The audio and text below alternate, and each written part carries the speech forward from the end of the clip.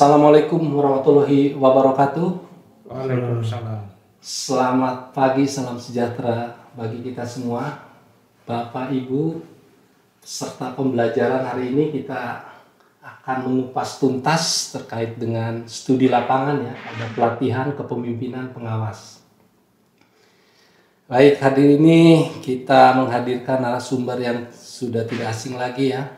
Ide suara utama kita, Bapak Edi Sutanto. Selamat pagi Pak Edi. Selamat pagi. Kemudian didampingi oleh Widya Suara Madya kita, Bapak Yudhistira yang sudah tidak asing lagi ya dalam pelaksanaan diklat kepemimpinan pengawas ini. Selamat pagi Pak Yudhis. Selamat pagi Pak Edi. Baik, hari ini banyak sekali yang harus kita bicarakan. Namun pada intinya di Edu Media Simplicity ini kita akan membahas terkait dengan studi lapangan pada pelatihan kepemimpinan pengawas. Kita ketahui Pak Edi, Pak Yudhis, blended learning di kepemimpinan PKP ini sangat luar biasa ya, telah mengkrit dari mulai agenda 1, agenda 2, agenda 3 sampai mereka membuat sebuah aksi perubahan yang diawali sebelum aksi perubahan itu mereka melakukan studi lapang. Ya toh? Studi lapang ini kadang-kadang menjadi gamang untuk hal PKP hari ini karena jauh-jauh sebelum studi lapangan ini kita mengenal namanya benchmarking atau studi banding lah ya. Yang saya ingin tanyakan hari ini kepada Pak Edi dulu ya dengan pertanyaan yang sama untuk Mas Yudhis. Apa sih sebetulnya perbedaan benchmark dengan studi lapangan ini atau field study kalau menurut bahasa asingnya? Silakan Pak Edi Sutanto dulu mungkin bisa memberikan pencerahan Pak. Baik, terima kasih. Jadi benchmarking itu istilah untuk PKP, kalau dulu PIM 4 ya, PIM 4 itu menggunakan benchmarking. Ya, benchmarking itu patok banding. Jadi ambil contohnya begini, benchmarking itu karena patok banding membandingkan bagaimana kinerja organisasi saya dengan organisasi orang lain. Nah, untuk dibandingkan, ya, untuk dibandingkan apakah saya lebih unggul atau orang lain yang lebih unggul. Tuh ya, jadi untuk mengukur organisasi orang lain terhadap organisasi kita. Sedangkan kalau studi lapangan atau field study itu adalah upaya untuk memperoleh lesson learn. Lesson learn itu pengalaman ya, pengalaman terbaik dari suatu peristiwa kegiatan. Ya, tentu kepada siapa kita melakukan field study adalah kepada organisasi yang memiliki best practice, jadi praktek yang terbaik. Dia umpamanya kalau ukurnya dia memperoleh penghargaan tertentu, nah itu bisa dijadikan lesson learn bagi peserta atau bagi saya ya kalau saya bicara subjek-objek. Pengalaman pembelajaran di lokus itu ya? Pembelajaran di lokus itu untuk memperoleh lesson learn yang akan diadopsi dan diadaptasikan serta dicontoh lah seperti itu ya. Oh, berarti Pak Edi di sini bisa juga adopsi langsung Pak ya dalam proses PKP ini. Jadi peserta ini bisa mengadop langsung tanpa memodifikasi ataupun ketika ada kesesuaian best practice di tempat lokus itu. Nah, tentu disesuaikan Pak. Ambil contoh. Jadi yang kita amati, kita pelajari selama selama field study itu adalah proses sebenarnya. Proses bagaimana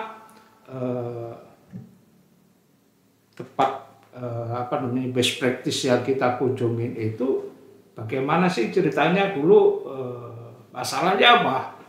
Masalah, kemudian bagaimana mereka mengatasi masalah hingga timbul inovasi ya tentunya inovasi itu sudah terukur melalui yaitu tadi penghargaan. Kalau di kita sekarang ya kalau institusi pemerintah penghargaannya dari Kementerian Pemberdayaan Aparatur dan Reformasi Birokrasi dari Menpa RB. Oke, terima kasih Pak Edi ya, luar biasa. Mungkin ada konsep ataupun pengetahuan pengalaman Mas Yudis terkait dengan benchmark dan studi lapangan yang bisa dikolaboratifin hari ini terkait dengan pemahaman kita benchmark dan studi lapangan. Silakan Mas Yudis. Ya, terima kasih Pak Edi Pak Edi Aluman. Jadi gini Pak Edi, ini berkaitan dengan benchmarking sama studi lapangan ya, perbandingannya gitu ya. Ya. Kalau kita lihat tadi betul apa yang disampaikan oleh Pak Edi Sutanto bahwa benchmarking itu di Diklat BIM pola lama itu istilahnya menggunakan benchmarking Pak Edi. Ya. Jadi betul ya. Jadi coba melakukan studi banding dengan organisasi lain yang selevel gitu Pak Edi Aluman gitu. Ya. Yang setara, misalnya kita di eselon 3. Jadi nanti studi bandingnya itu harapan juga di level yang sama di organisasi yang levelnya di eselon 3 gitu Pak Edi Aluman. Logikanya kenapa harus satu level Mas Yudis? Nah itu karena mau melihat Pak Edi Aluman, mau melihat keunggulannya itu apa di lokus tersebut, kemudian kelemahannya itu apa gitu Pak Edi. Kalau seandainya keunggulannya itu bisa kita ketahui, itu kan bisa kita adopsi dan adaptasi Pak Edi Aluman. Ya. Nah, seandainya kita menemukan kelemahan-kelemahan, nah itu juga jadi bahan introspeksi buat organisasi kita di level yang sama gitu ya, Pak Edi Aluman. Kemudian berkaitan dengan stula, ini menarik saya kira ya, ini istilahnya berbeda, dulu namanya benchmarking, sekarang namanya studi lapangan gitu ya. Nah berkaitan dengan stula ini Pak Edi Aluman, kalau saya lihat, ini kita bicaranya ke konteks ya, ke konteks. Kalau untuk studi lapangan, namanya juga studi ya. Studi lapangan. Jadi konteksnya ini dalam kegiatan pelatihan gitu, atau pembelajaran. Nah kita kan konteksnya dalam kegiatan pelatihan kepemimpinan pengawas. Atau di BIM tingkat 4 ya kalau zaman dulu. Nah sehingga istilah studi lapangan itu menurut saya lebih tepat. Karena konteksnya adalah dalam rangka peserta itu belajar untuk mengetahui keunggulan-keunggulan yang ada di lokus yang mereka akan tuju nanti gitu. Dengan cara apa? Caranya yang mencatat, kemudian observasi, kemudian wawancara. Nah dari proses itu nanti mereka dapat lesson learn tadi, pengalaman belajar, hasil belajarnya itu apa gitu. Berupa keunggulan-keunggulan, inovasi-inovasi atau terobosan-terobosan yang ada di lokus yang mereka kunjungi untuk nanti dijadikan sebagai trigger ya. Trigger pada saat mereka akan menyusun aksi perubahan nantinya. Wow, luar biasa ya, sahabat semua pembelajar ya. Jadi udah jelas tadi perbedaan antara benchmarking dengan studi lapangan ya. Studi lapangan lebih mengalah pada proses pelatihan itu sendiri ya, Mas Yudis ya. Beda dengan benchmark gitu ya. Kita hanya kunjungan wisata, melihat, mengamati, merasakan aja ya, tanpa detail seperti proses studi lapangan ini ya, stula ini ya. Baik, Bapak Ibu pembelajaran hari ini. Balik lagi ke Pak Edi nih, Pak Edi. Ini agak menarik juga Pak. Kenapa sih konsep ataupun pembelajaran stula ini masuk dalam kurikulum PKP ini Pak? Apa sih sebetulnya urgensinya sih studi lapangan untuk peserta PKP ini Pak? Silakan Pak Edi. Oke, jadi ini konsep dari model pembelajaran yang paling efektif itu adalah belajar mengalami, dari pengalaman. Nah tentu mengapa sih harus stula gitu? Apakah tidak cukup langsung saja? Jadi kita sebelum terjun paling tidak mengalami bagaimana sih kepercayaan orang lain itu seperti apa, bagaimana prosesnya begitu ya. Sehingga nanti itu akan diperoleh atau digunakan sebagai ideasi. Jadi ide-ide inovasinya itu seperti apa yang nanti akan diadopsi dan diadaptasi, ya, adaptasi oleh peserta untuk apa? Itu tadi kalau Pak Yudis tadi bilang men-trigger ya, ini mengideasi gagasan dari aksi perubahan itu. Wow, ideasi yang satu trigger, dua-dua sama ya, ujungnya adanya sebuah peningkatan pelayanan dari hasil studi lapangan itu ya. Nah, terkait dengan urgensi tadi udah terjawab ya, Mbak Dia bisa menjadi ideasi dan bagi para peserta untuk bisa merubah di organisasinya. Kemudian bisa juga menjadi trigger yang memicu dia untuk setelah melihat dia akan apa sih yang akan saya rubah terhadap rumah besar mereka ya, terhadap organisasinya. Baik, kemudian Pak Edi bisa nggak gambarkan bagaimana sih sebetulnya teknis pelaksanaan stula di PKP ini, Pak? Jadi dimulai dari persiapan. Tentu persiapan itu adalah apa sih yang akan kita lakukan. Jadi tiga hal pertanyaan yang harus dijawab di persiapan itu adalah itu nanti bisa masuk ke dalam dokumen kuesioner seperti itu ya. Kemudian alur bagaimana nanti tanya jawab dan seterusnya, topiknya tentang apa. Jadi begitu. Diawali dengan persiapan. Kemudian setelah persiapan itu dilakukan studi lapangan di lokus ya. Jadi fokusnya itu sudah harus dirumuskan di awal melalui persiapan. Nah, nanti dalam pelaksanaan tinggal kita mengarah bagaimana organisasi yang kita kunjungin itu menjelaskan semacam alur cerita proses. Alur cerita proses dimulai dari masalahnya dulu itu apa, gitu kan. Kemudian bagaimana mendapat ide gagasannya. Nah, tentu dari masalah itu untuk ide gagasan solusi seperti apa yang mereka lakukan. Jadi bukan kok langsung kita bagaimana menggunakan tool tertentu, tapi bagaimana pengalaman yang kita kunjungin itu melakukan. Jadi supaya kita tidak mengarahkan, tapi yang kita kunjungi itu dapat menjelaskan memang apa yang terjadi di sana. Nah, setelah itu peserta itu harus memperoleh lesson learn.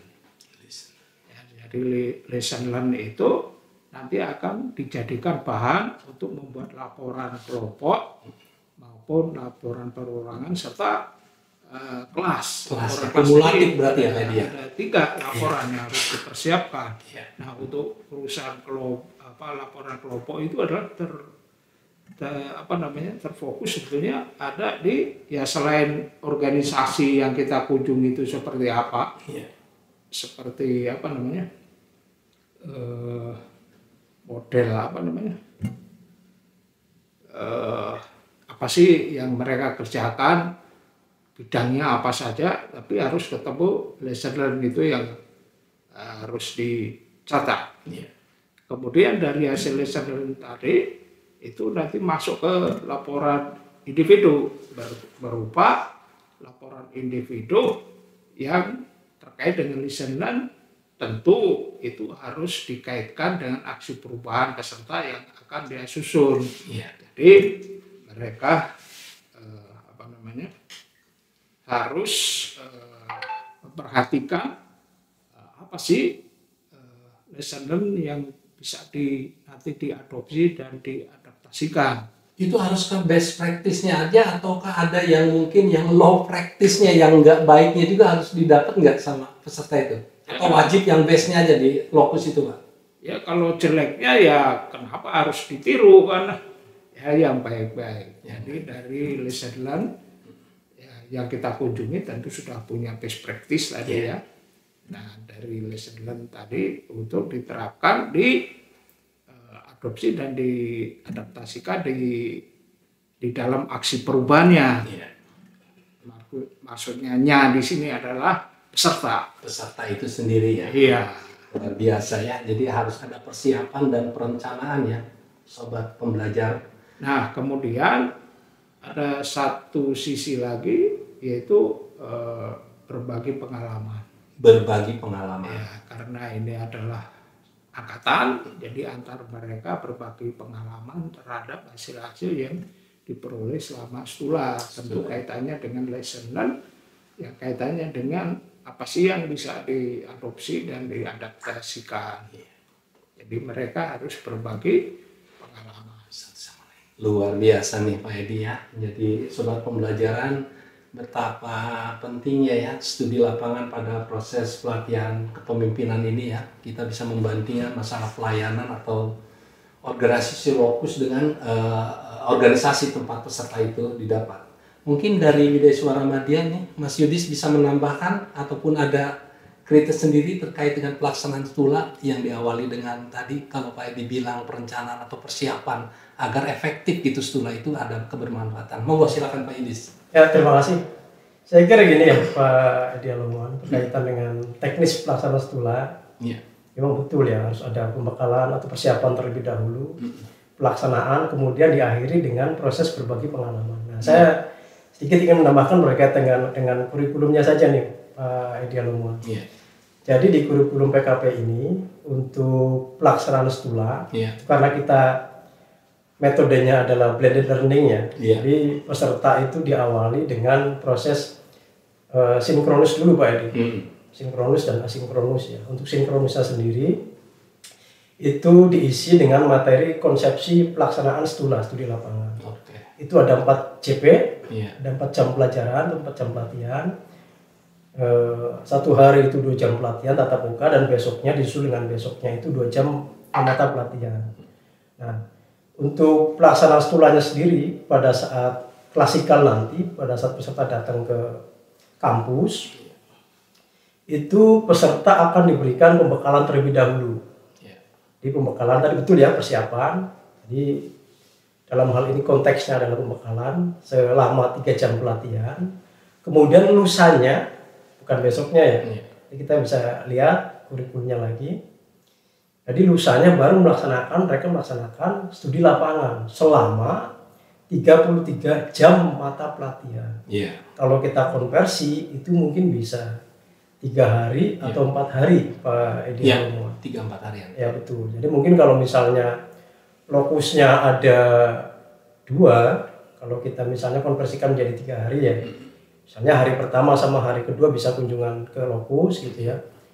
Pada saat pagi sampai siang hari, nah siang sampai sorenya, sampai malam barangkali, kelompok peserta itu bisa mulai menyusun laporannya Pak Edi Aloman. Betul. Bisa laporan kelompok atau laporan individu. Tergantung betul tadi yang sudah disebutkan oleh Pak Edi Sutanto.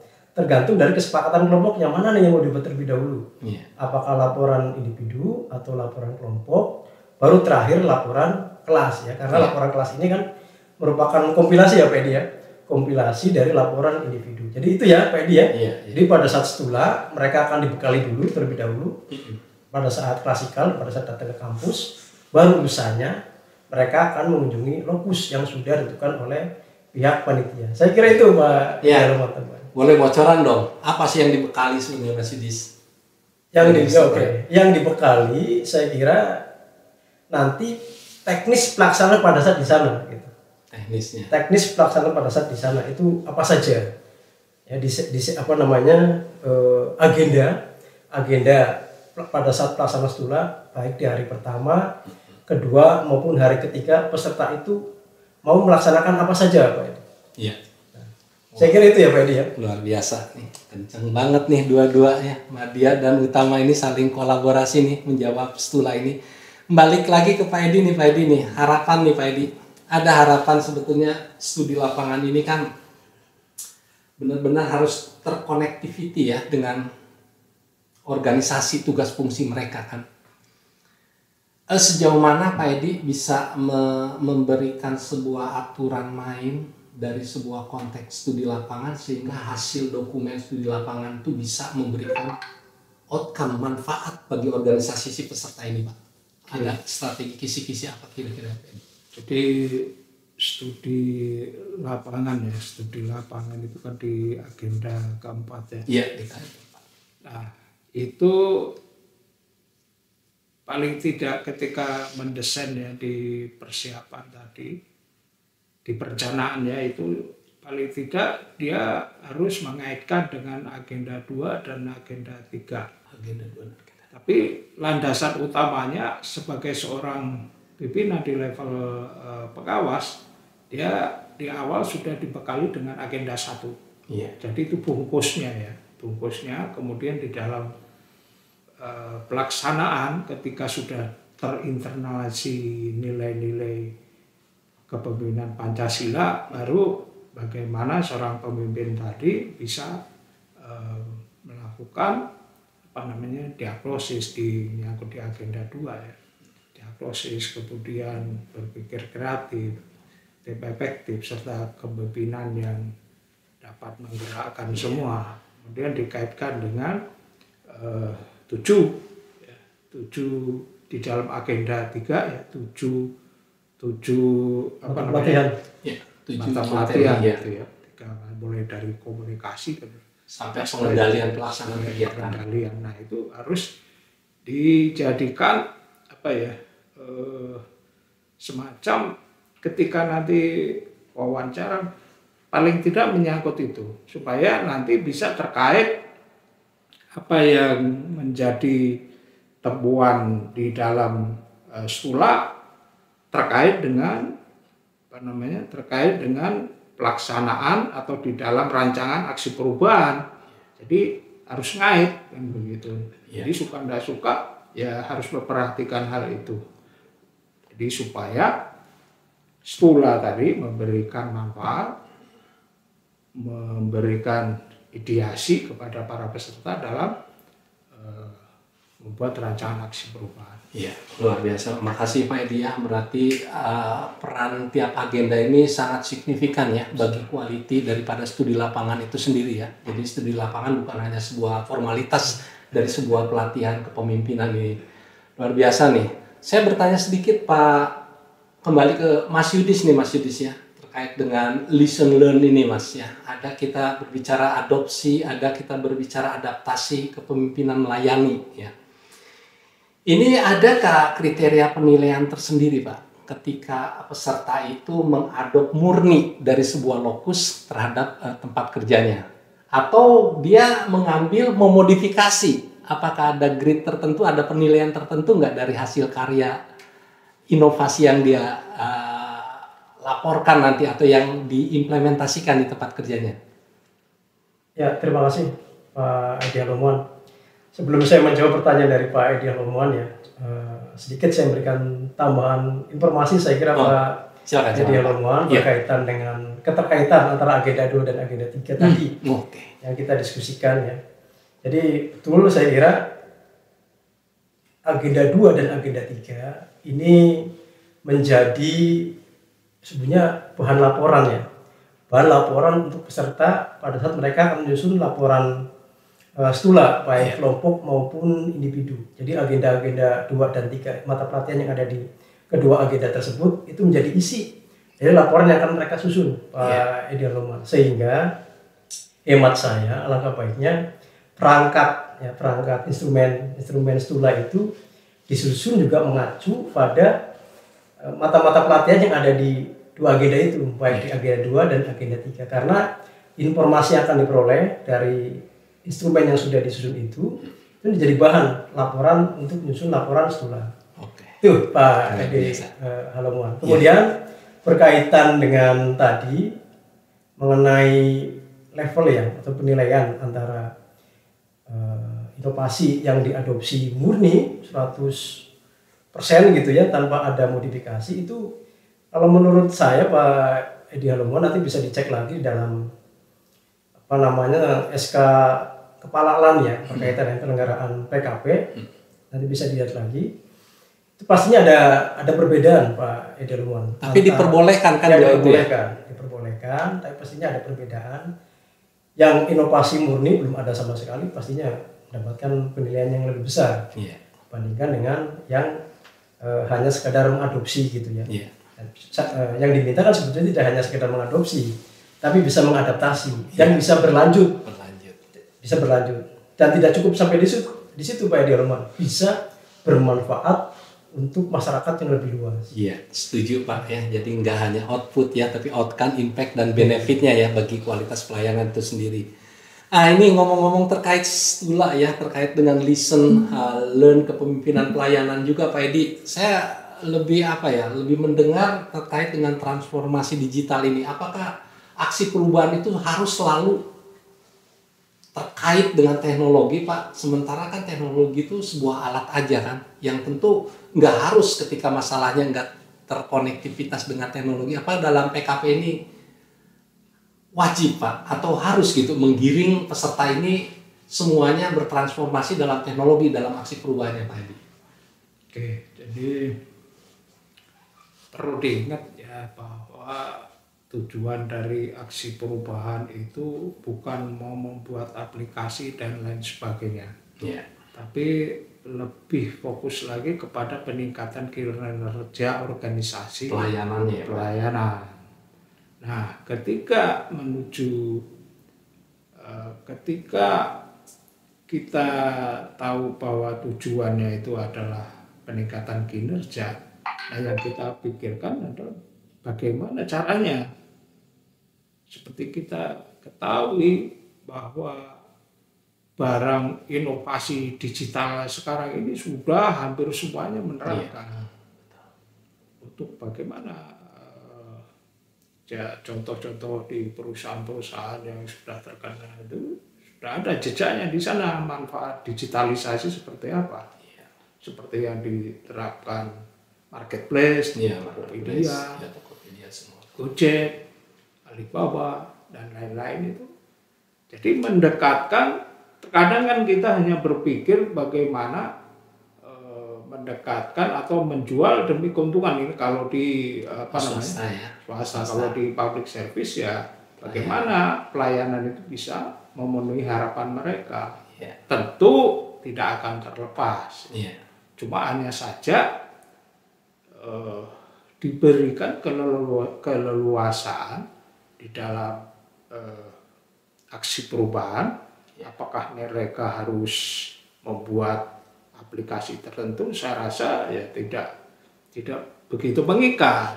Namun kalau di era sekarang, bagaimana mendekatkan jarak antara customer dengan pemberi pelayanan, ya satu-satunya jalan di era sekarang ya digitalisasi. Entah dalam bentuk yang paling sederhana maupun dalam bentuk yang lebih rigid lagi ya. Oke, setuju Pak Edi ya. Soalnya tadi pernah juga ada seorang peserta ya yang saya liput waktu itu, Pak Edi melihat bahwa apakah harus teknologi gitu. Ya, saya hanya melihat Mas Yudis ya bagaimana diagnosa kamu dulu, isu apa yang berkembang dulu, harus ngerakit semuanya kan. Dari isu itu baru kamu lihat masalahnya apa. Jadi menyelesaikan masalah itu memang nggak harus teknologi. Tapi hari ini era disrupsi ini teknologi itu masih mendominasi ya bagi proses kualitas pelayanan agar lebih cepat, lebih mudah, lebih aman, dan lebih transparansi lagi. Menurut Mas Yudis bagaimana Mas? Pemanfaatan teknologi bagi PKP sekarang, apa memang always harus dia digiring pada sebuah teknologi atau memang bagaimana menurut Mas Yudis? Ya, saya kira karena eranya era disrupsi ya, Mas Edi. Jadi mau nggak mau peserta itu pasti akan didorong ya, didorong atau diarahkan mungkin sama pimpinannya, sama timnya, mau nggak mau didorong ke arah sana. Kan dorong ke arah sana karena eranya memang sudah era teknologi gitu. Kalau seandainya teknologi informatika yang sudah berkembang saat ini tidak dimanfaatkan, ya, rasa-rasanya sayang gitu. Jadi keunggulan teknologi ini Pak Edi Aloman tentunya kan harus bisa dimanfaatkan gitu ya dari sisi pelayanan yang kita berikan. Kira-kira mana nih dari pelayanan kita yang bisa kita sentuh ya dengan pemanfaatan teknologi. Jadi arahnya emang nggak mau ke sana. Itu sih. Jadi logika kita udah masuk ya karena eranya udah digital ya. Apa yang enggak sih belanja aja digital semua ya, apalagi dalam sebuah organisasi yang notabene kita menjadi pelayan publik ya. Baik, sahabat education ya, pembelajaran hari ini luar biasa ya. Kita udah berbicara terkait dengan studi lapangan. Ada nggak harapan untuk terakhir Pak, mungkin penutup di sesi podcast hari ini Pak Edi, terkait keefektifan apa yang diharapkan dari pelatihan kepemimpinan ini di sesi studi lapangan ini? Harapan Pak Edi, Pak. Jadi harapannya dari studi lapangan STULA ini dapat memberikan manfaat di dalam ideasi, ya. Sekali lagi ideasi dari tempat atau lokus STULA untuk masuk ke dalam aksi perubahan para peserta. Jadi harapannya itu bisa menjadi ideasi ya, melalui trigger memicunya. Silakan Pak Yudis. Kita kan punya tanggung jawab sendiri ya. Harapan kita peserta ini kan bisa membangun dengan terobosan-terobosan dia melalui studi lapangan ini. Monggo Pak Yudis. Saya kira tidak jauh berbeda ya dengan apa yang disampaikan oleh Pak Edi Sutanto tadi. Jadi tentunya harapannya peserta bisa mendapatkan lesson learn ya. Lesson learn, pengalaman belajar dari lokus yang dikunjungi, sehingga peserta ini bisa mendapatkan trigger. Kalau tadi Pak Edi sampaikan ideasi ya, ideasi mengenai inovasi-inovasi, terobosan-terobosan, bisa saja tidak menutup kemungkinan bahwa inovasi yang sebetulnya mereka harapkan itu, yang selama ini mereka cari, terobosan yang selama ini mereka cari, ternyata ada di lokus itu. Gitu.